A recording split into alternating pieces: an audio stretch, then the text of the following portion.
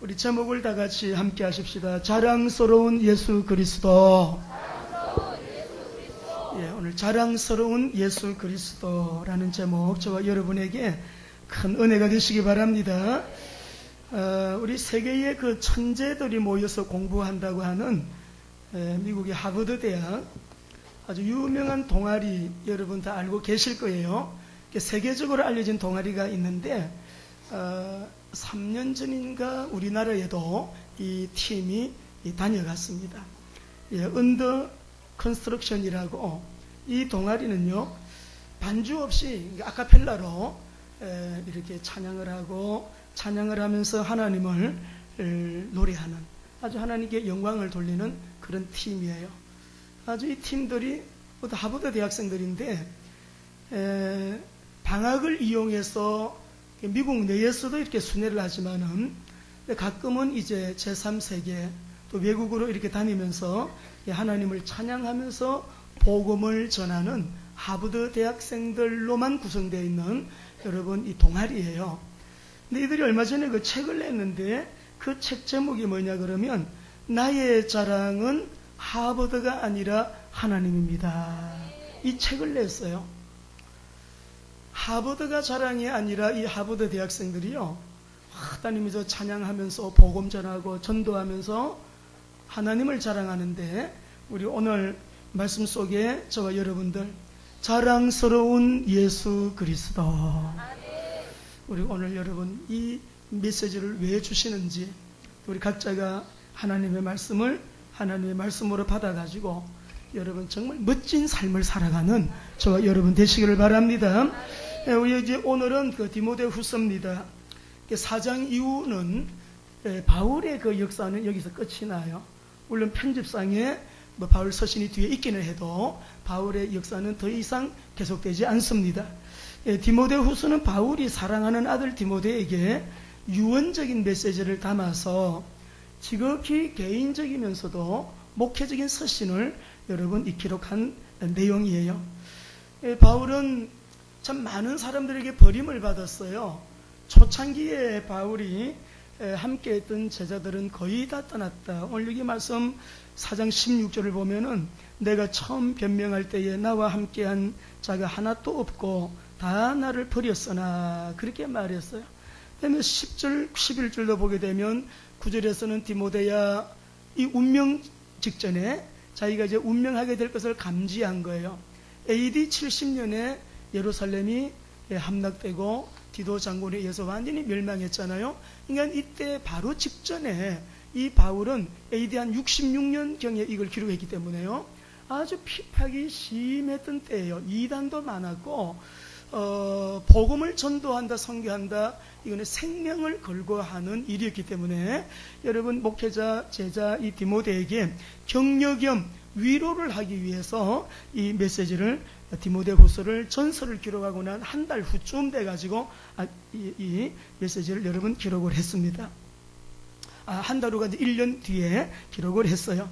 자, 그래서 이 바울은 자기를 떠난 제자들도 많지만 또 지금도 여전히 남아서 복음을 위해서 수고하는 또 남아있는 제자들 이름을 부르면서 마지막에도 잊을 수 없는 제자, 가슴 속에 있는 참 사랑하는 제자가 여러분 한 사람 있었어요. 대표적인 제자. 이 제자는 내 아들이라 그랬고 나의 동역자라 그러고, 아들이라 그러면서도 나의 참 아들 된 디모데, 이 디모데를 부를 때 그렇게 불렀다고요. 그래서 디모데를 아주 그리워하시면서 로마 감옥에서 그에게 유언적인 아주 부탁, 유언적인 내용, 당부를 담아서 보낸 편지가 디모데후서입니다. 저를 따라 한번 해줍시다. 너는 복음을 전파하라. 유언의 말, 굉장히 중요한 말 하는 거죠. 오늘 여기 말씀 보면은 디모데에게 야, 너는 복음을 전파해라. 기회이든 기회가 아니든 또 때가 좋든 때가 안 좋든 사람들이 듣든지 안 듣든지 너는 복음을 전파하라. 이 말이 뭐예요? 예수님을 자랑하라고 하는 거죠. 너는 예수님을 자랑해라. 우리에게 복음으로 오신 예수 그리스도를 자랑해라. 너는 예수 그리스도를 자랑해라. 모든 상황 속에서 예수님의 복음을 전파하라, 자랑하라, 이렇게 말했습니다. 우리가 가끔 보면 식사 시간에도 이렇게 이제 아마 예수님을 믿는 그런 사람들인가 봐요. 식당에서 식사할 때 이렇게 보면 수술을 들고 잠깐 눈을 감기는 감는데 기도하는 그런 자세는 아닌 것 같은, 그런 눈을 잠깐 감고 한 1초 지나면 눈을 번쩍 떠서 그런 경우를 간혹 봅니다. 식당에 가보면. 왜냐하면 식당에서 공개적으로 기도하고 식사하는 게 부끄러운 거죠. 당당하지 못한 거예요. 우리가 여러분 직장생활 하면서 이웃 옆에 있는 동료들에게 예수님을 자랑한다, 참 부끄러워요. 부끄럽대요. 아마 그런가 봐요. 그러니까 옆에 있는 사람에게도 복음을 전하지 못하는 그런 일들이 여러분들도 많이 보실 거예요. 그렇지 않습니까? 또 우리가 이 전도합시다. 아무리 전도가 중요하고 여러분 전도의 귀한 것을 하나님은 이 전도를 참 귀하게 여기고 예수님이 내가 전도하러 왔다, 전도하면 지옥 갈 사람이 천국으로, 여러분 이 생명 구원을 얻는다는 거 다 알고 있어요. 근데 전도하는 게 왜 이렇게 창피해요? 전도하는 게 당당하지 못해요? 예수님 얘기를 꺼내지를 못한다고요. 예수님을 자랑하지 못한다고요. 예수님을 말하지 못해요. 왜 그럴까요? 부끄러워서.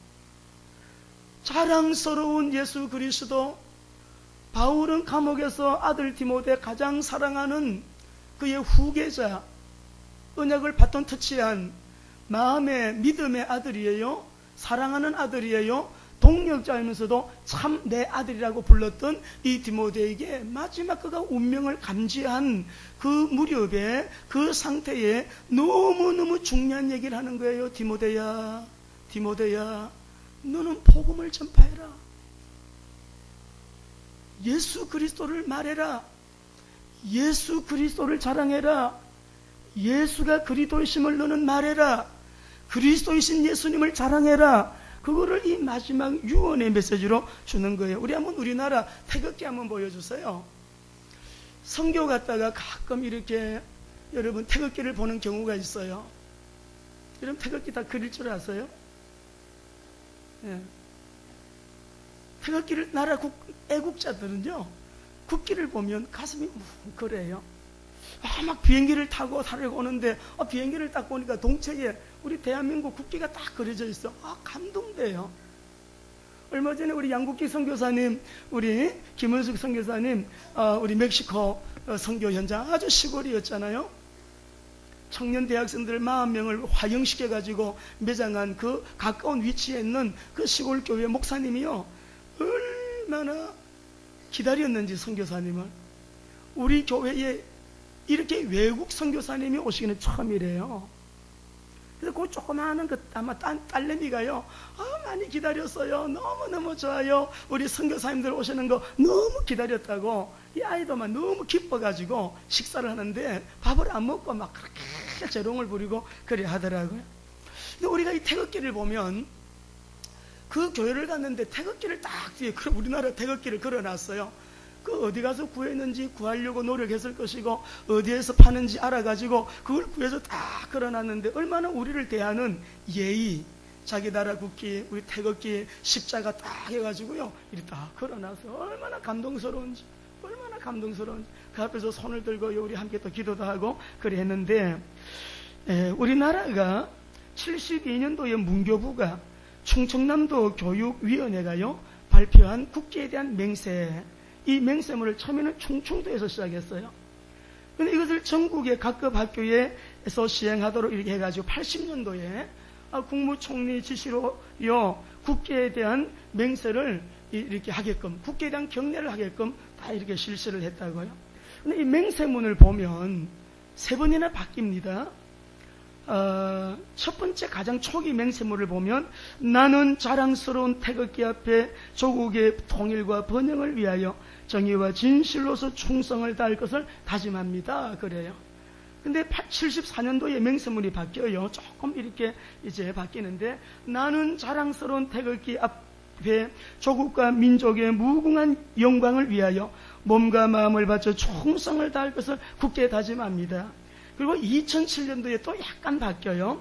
나는 자랑스러운 태극기 앞에 자유롭고 정의로운 대한민국의 무궁한 영광을 위하여 충성을 다할 것을 맹세합니다. 굳게 다짐합니다. 바뀌어요.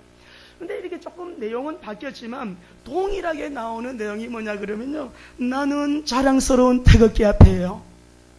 나는 자랑스러운, 대한민국 국민들의 70%가 우리나라 좋대요. 어르신들은 90%가 좋대요.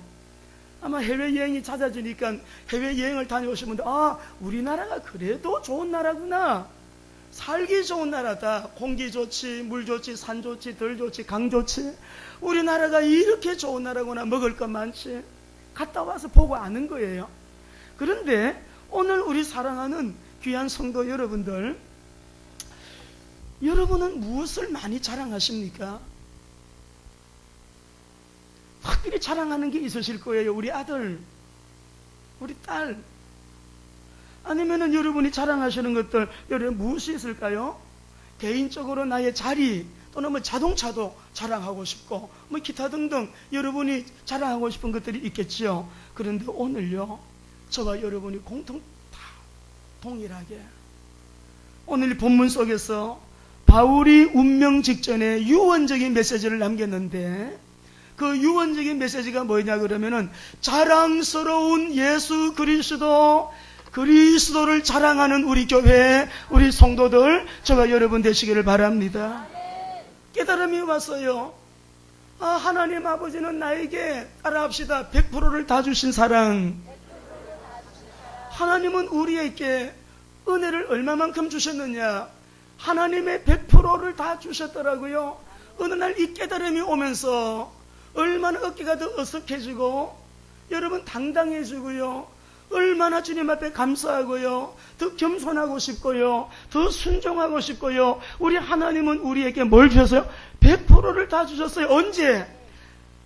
내가 아직 죄인 되었을 때에. 말씀을 한번 읽어보시죠. 로마서 5장 6절 7절 읽어보겠습니다. 시작. 우리가 아직 나갈 때에 기약대로 그리스도께서 경건하지 아니한 자를 위하여 죽으셨도다. 의인을 위하여 죽는 자가 쉽지 않고 선인을 위하여 용감히 죽는 자가 혹 있거니와.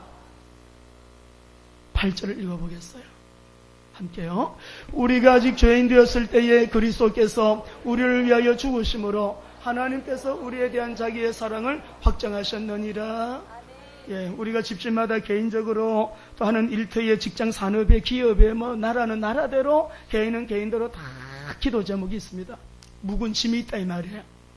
오늘 여러분 어떤 문제가 있든지 간에 저와 여러분이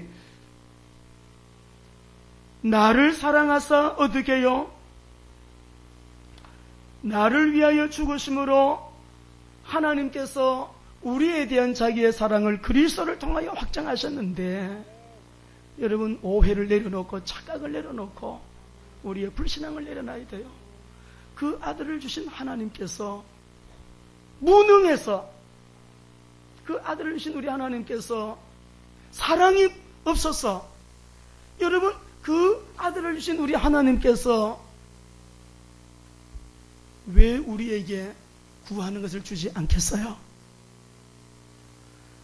주셔도 가장 좋은 거, 가장 최상의 거, 우리 모두에게 우리 하나님께서는 100%를 다 주신 그 사랑으로 우리에게 모든 걸 다 주셨는데, 아들을 십자가에 내어놓으심으로 우리에 대한 자기의 사랑을 확정하셨느니라. 그런데요, 얼마나 고마워요. 우리 김석기 어르신이 얼마 전에 그러시더라고요. 내가 꿈을 꿨는데 우리 집사람이 천국에 가 있는 모습을 봤대요. 그 빛이 그렇게 막 눈부신 빛 속에 아내를 2번이나 3번 이렇게 꿈을 꾸셨는데 다 우리 아내가 천국 간 꿈을 꿨다시니, 주변에서 누가 뭐라 그런데요, 그래도 당신 예수 믿어야 돼요, 그래도 예수 믿어야 된다고요 전도하신대요. 여러분, 내가 아직도 죄인으로 있었을 그때에 영원한 생명으로 찾아오신 분 묵상 좀 해보셨나요? 생각 좀 깊이 해보셨나요? 생명으로 찾아오신 예수 그리스도, 그 주님을 우리가 깊이 묵상할 때 죄와 허물로 죽었던 나를 살리셨도다. 100%를 다 주신 그 사랑, 아무리 생각해도 미스테리예요. 그 사랑. 아니 무슨 조건이 있어야 자격이 되나요? 무슨 이유가 있어야죠. 내가 하나님 앞에 그런 은혜를 받을 만한 아무런 조건이 없어요. 자격이 없어요. 뭘 하나님 앞에 사랑받을 일도 안 했는데, 우리가 예수를 믿기 이전에 아직도 죄인으로 있을 때, 내가 아직 죄인 되었을 때에 그분이 아들을 땅에 보내시고 나를 위하여 십자가에 내어주신 바 되고, 그 십자가에 처참하게 죽이시고 그가 죽으심을 통하여 아버지의 사랑을 확정하셨다. 이해됩니까? 미스테리예요. 평생을 두고 풀고 풀어도 그 사랑 깊이 높이 넓이 길이 우리는 다 몰라요. 근데 알아요. 말씀을 읽으면서 하나님은 우리에게 100%를 다 주셨다. 100%를 다 주셨다. 여기에 우리의 믿음이, 우리의 자세가, 우리의 중심이, 우리의 삶의 방향성이 100%와 이 100%를 누리는데 관계는 그런 것에 있는 것이요. 우리가 부활주일이 이제 다음 주는 우리 다섯째 주 사순절, 또 마지막 주가 우리 고난주간이 됩니다. 종료주일이 되는데, 부활주일 전도 페스티벌, 이번에는 여러분 참으로 주님을 사랑하는 마음으로, 또 우리가 그 사랑을 가지고 이웃들에게 감동적인 그러한 여러분 사랑으로 감동을 주고, 그들을 위해 정말 기도하고 그들을 찾아가서 주님의 사랑으로 품고 감동을 주면서요, 여러분 진짜 참 전도를 하시는 시간들 되시기 바랍니다. 상반기에 하나님이 기뻐하시는 이 일을 하면 하반기에 여러분에게 좋은 어떤 또 선물로 주님은 은혜 주실지 몰라요. 예수님의 지상명령이었듯이 바울이 마지막에 유언을 앞두고 너는 복음을 전파하라, 이 말씀을 하시는데, 오늘 우리 사랑하는 성도 여러분, 자랑스러운 예수 그리스도 아무리 생각을 해봐도 예수님 너무너무 자랑스러워요. 때만 있으면, 틈만 있으면, 기회가 되든 안 되든, 싫어하든 좋아하든 뭐하든 어떤 경우에도 예수님은 얘기하고 싶어요. 아이들에게도 얘기하고 싶고, 어른에게도 얘기하고 싶고요, 할머니들에게도 하고 싶고요, 누구를 만나도 이 사람 예수 믿나, 예수님 아나 모르나, 믿나 안 믿나, 믿는다 그러면 예수 믿고 구원받았나 안 받았나 확인하고 싶고요, 내가 믿는 예수님 말하고 싶죠. 예수님 얼마나 자랑스러워요. 자랑스러운 예수님, 여러분이 십자가를 묵상했나요? 십자가에서 6시간 동안 고난받으신 예수님 십자가의 형틀이 어떤 사형의 형틀인지 여러분 묵상 좀 해보셨나요? 그 긴 6시간 동안 물 한 방울 피 한 방울 없이 다 쏟아부으시고 오늘 새벽에 보셨어요? 우리 마태복음에 보면 엘리 엘리 라마 사박다니 하시고 마지막에 큰 소리를 지르시고 운명하시다. 요한복음에 오늘 아침에 새벽에 보셨잖아요. 그 마지막에 큰 소리가 뭐예요? 마지막에 큰 소리를 외치고 운명하시다. 마지막에 외치신 메시지가 다 이루었다. 다 이루었다. 뭘 이루었어요? 예수를 믿느냐는 죄인이 아니에요. 이제는 의인이 되는 일을 완성하셨다 이 말입니다. 저주가 아닙니다. 축복이다 이 말이에요. 심판이 아니에요. 상급이다 이 말이에요. 사망이 아니에요. 생명이에요. 지옥이 아니에요. 천국이에요. 이것을 주님의 처참한 죽음을 통하여 다 이루었다. 왜? 우리의 죄가 그 정도로 처참한 결과, 심판을 받아야 되는 그런 죄 가운데 빠져 있었던 우리였기 때문에, 원죄, 자범죄, 이 처참한 죄의 결과, 내가 받아야 될 그 처참한 진노를 예수님이 십자가에서 다 대신 담당하시고 다 받으시고 흘리신 보혈로 다 이루었다. 다 이루었다. 충분하게 이루셨어요. 모자람이 없이 이루셨어요. 다 이루신 거예요. 우리는 다 이루었다 아멘 하는데 그 은혜를 온전히 누리지 못하고 사는 삶을 회개해야 된다 이거죠. 주님은 다 이루어 놓으셨는데 항상 우리가 용서받은 의인으로 당당하게 살지 못함, 십자가의 복음에 대한 이해가 아직도 부족한 거예요. 이미 주님이 다 이루어 놓으신 거 믿음으로 순종하고 그 말씀을 붙들고 기도하고 너는 딴 것까지 복음 전해라 성령 받아서 그렇게 살기만 살면 때를 따라 어떨 때는 응답이 먼저 오기도 하고 시간표를 따라 응답이 오게 되어 있는데 이 단순한 삶의 원리를 우리는 놓치고 사는 경우가 아마 우리 대한민국의 크리스찬들 거의 대부분이에요.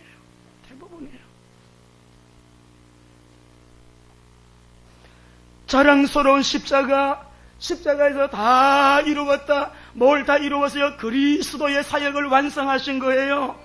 그래서 이 바울은 갈라디아 6장 14절에 이렇게 말합니다. 같이 읽습니다. 갈라디아 6장 14절 시작. 그러나 내게는 우리 주 예수 그리스도의 십자가 외에 결코 자랑할 것이 없고 오늘 여러분이 내가 살아오면서 예수 그리스도를 얼마나 자랑하고 살고 있는가, 예수님을 진짜 자랑하고 살고 있는가, 예수님을 자랑하고 있는가. 자랑하고 있지 않다면 우리는 이상한 사람이에요. 아니 예수님이 부끄러워요? 예수님이 부끄럽냐고요? 복음이 부끄럽습니까? 그러면 왜 자랑을 하지 못하는 거예요? 전도가 부끄러워요? 예수님이 부끄럽다는 얘기예요. 전도가 부끄러워요? 이 사람 지옥 가도 괜찮다는 너무 악한 사람이에요. 너무 잔인한 사람이에요. 영원한 지옥으로 가고 있는데 그 지옥에 갈 사람을 옳은 길로 천국으로 인도를 못한다고 하면 너무너무 악한 사람 아니에요? 예수님이 왜 부끄러워요? 나를 위해서 죄인을 의인 만드시고 저주를 축복으로 바꿔주시고 아브라함의 유업을 이을 자로 신분을 싹 바꿔주시고 하나님의 자녀의 신분과 권세를 주셨는데 임마누엘의 복을 주셨는데 뭐가 부끄러워요? 왜 부끄러워요? 자랑스러운 예수 그리스도. 바울은 내가 십자가에 못 박힌 처참하게 보이지만 긴 6시간 동안 우리 고난 주간에 다시 한번 묵상할 거예요. 나는 예수님 말고는 자랑할 게 없다. 그는 학벌이 당대의 최고의 지성이네. 최고의 배경 가지고 있어요. 최고의 신분 가지고 있어요. 최고의 사람이에요. 세상적으로 말하면 성공자예요. 나는 내가 자랑할 거는 예수 그리스도밖에 없다고 했어요. 오늘 우리 집에 돈 좀 없는 거, 일이 좀 안 되는 거, 예를 들면 좀 갈등 있는 거, 바깥에 안에 여러 가지 문제는 이 땅에 속한 그냥 지나가는 일들이에요. 시간이 지나가다 보면 또 하나씩 다 해결되게 되어 있는 거예요. 우리는 존재의 목적에 맞게 살아갈 때 그 존재는 가치 있게 되는 거예요. 존재, 목적에 맞게 살아갈 때 인생은 가치 있는 거예요. 목적에 맞지 않으면 그 인생은 무의미한 거예요. 가치 없어요. 자랑스러운 십자가, 예수는 그리스도. 고린도전서 1장 30절 31절 같이 읽어보겠습니다. 시작. 너희는 하나님으로부터 나서 그리스도 예수 안에 있고 예수는 하나님께로부터 나와서 우리에게 지혜와 의로움과 거룩함과 구원이 되셨으니 기록된 바 자랑하는 자는 주 안에서 자랑. 우리에게 이런 엄청난 은혜를 주셨잖아요. 그리스도는 우리에게 지혜가 되시고 우리에게 의로움이 되시고 우리에게 거룩함이 되시고 우리에게 구원이 되셨기 때문에 그분은 우리의 자랑이라. 빌립보 3장 3절도 봅시다. 감옥에 있는 분이 예수님 때문에 갇혀서 고통당하면서도 예수님 자랑하래요. 시작. 하나님의 성령으로 봉사하며 그리스도 예수로 자랑하고 육체를 신뢰하지 않는 우리가, 이게 무슨 말이에요? 무슨 주님의 일, 교회 일, 봉사, 여러 가지 전도, 선교, 하나님을 섬기는 일을 할 때에 하나님의 성령으로 봉사하고 예수 그리스도로 자랑하고 자기 육체를 신뢰하지 않는 이 사람이 구원받은 사람이라 이 말이에요. 할례가 뭐예요? 세례. 하나님의 언약의 자녀라는 표로 받는 할례. 우리 하나님의 자녀 맞습니까? 자녀가 맞다고 하면은 예수님을 자랑해야 돼요. 예수님을 자랑해야 돼요. 나는 자랑스러운 태극기 앞에 우리 조국을 자랑해야 돼요. 밖에 나와서 나라를 욕보하고 여러분 정치인들을 욕하고 그런 사람 보면 참 여러분들 때문에 나라가 어려워지는구나. 그렇다고 우리가 미국 사람 안 됩니다. 일본 사람 될 수 없어요. 우리는 대한민국의 국민이에요. 우리가 나라를 사랑하지 않으면 누가 사랑해요? 태극기만 봐도 가슴이 울렁거리고요. 태극기만 봐도 가슴이 해외 나가서 태극기 한번 보세요. 얼마나 여러분 우리 조국 대한민국, 나의 조국 대한민국 얼마나 자랑스러운지 몰라요. 어딜 가도 대한민국에서 왔어요. 다 이렇게 어딜 가든지 선교 현장 가면 여러분 무시 안 해요.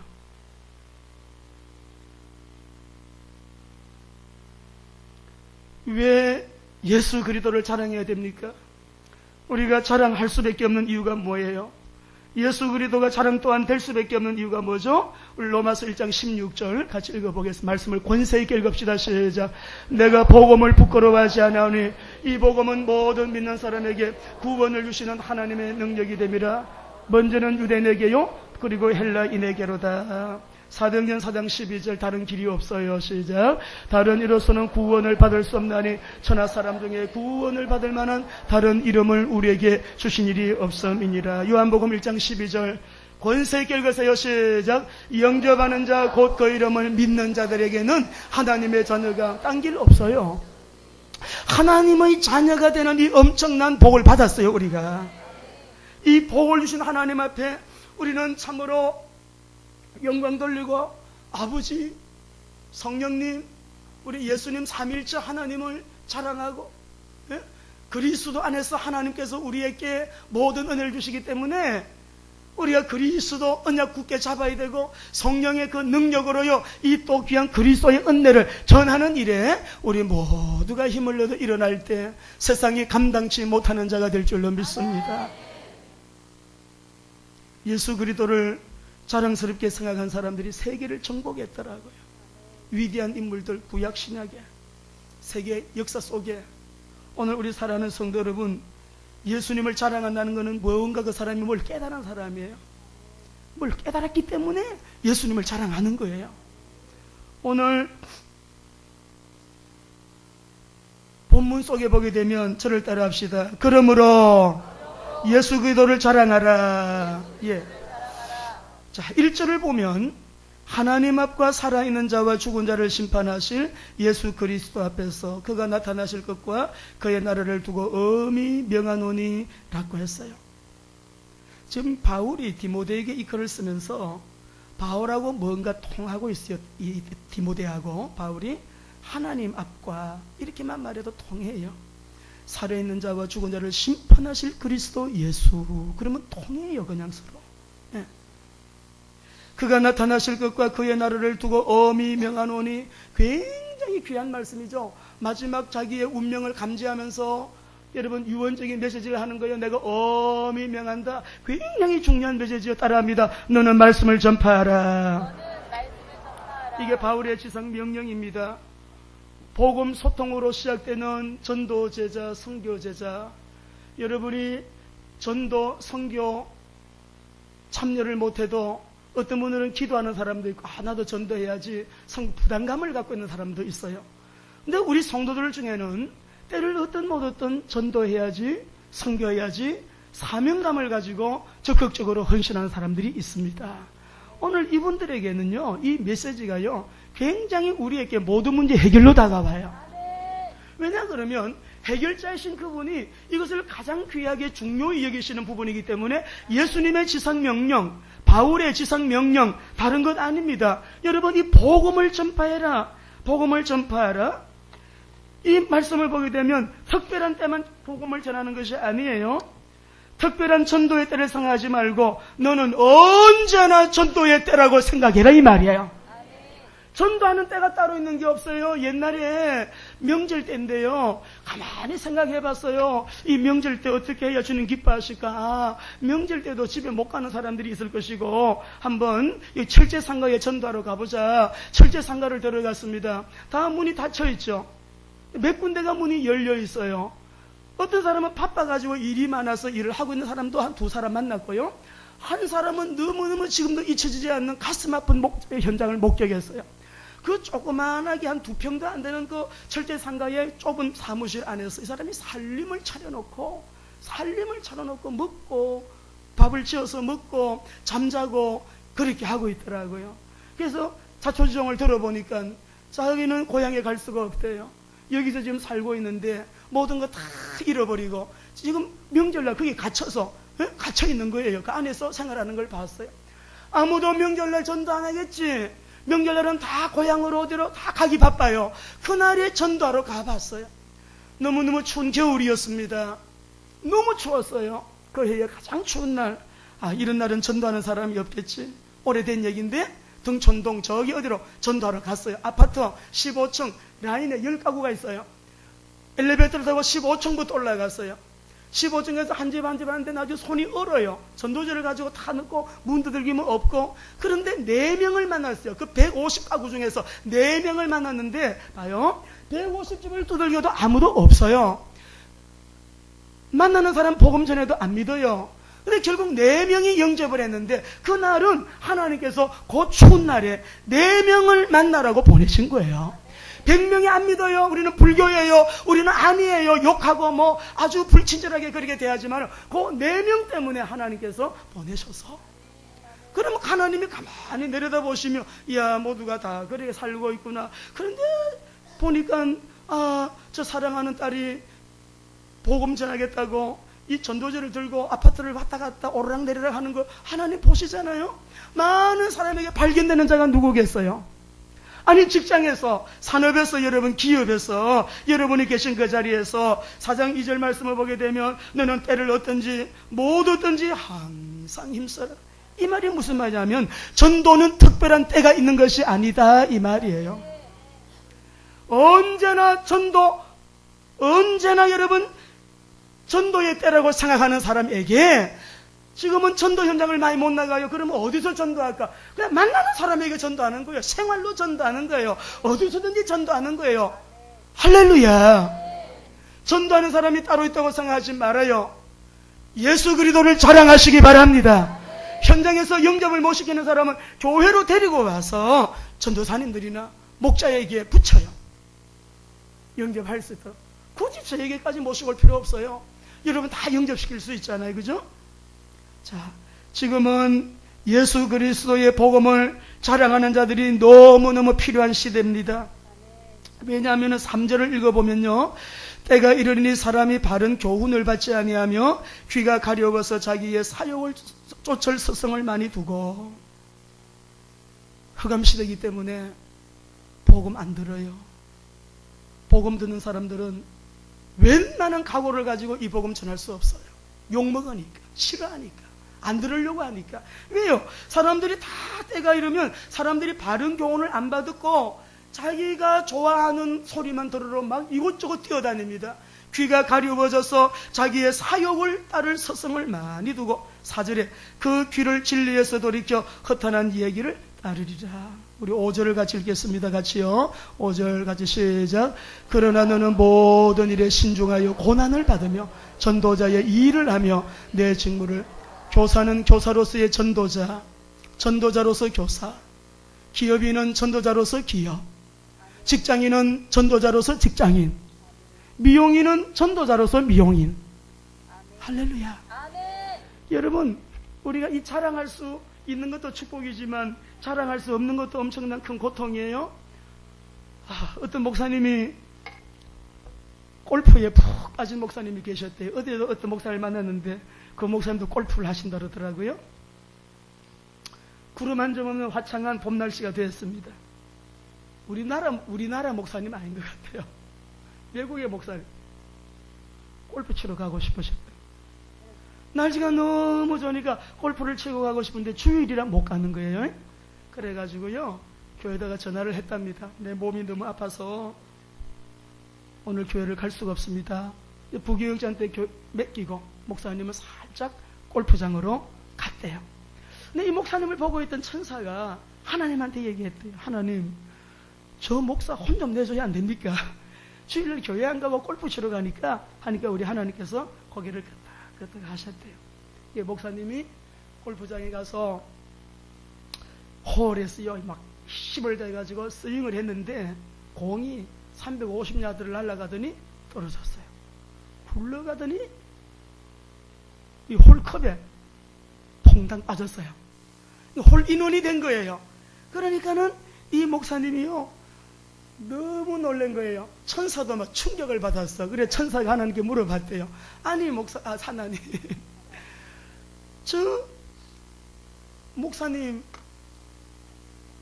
홀인원이 돼가지고 저렇게 좋아하는데 저렇게 잘 되게끔 냅두면 됩니까? 했더니 누가 이 얘기를 만들어냈는지는 모르겠어요. 근데 재미있어. 뭐라고 하시는가 하니까 내버려 두라고. 지금 골프 치다가 홀인원 했다는 게 드러나면 주일 예배 안 드리고 골프 치러 갔다는 게 들통날 거고, 그리고 또 저거를 자랑하게 되어지게 되면 저거를 말을 못할 테니까 사람이 자랑거리를 가지고 자랑하지 못하는 고통이 엄청 큰 고통이란다. 냅둬라 그랬다. 그러니까 우리가 마치 있잖아요. 예수님을 나의 구주라고,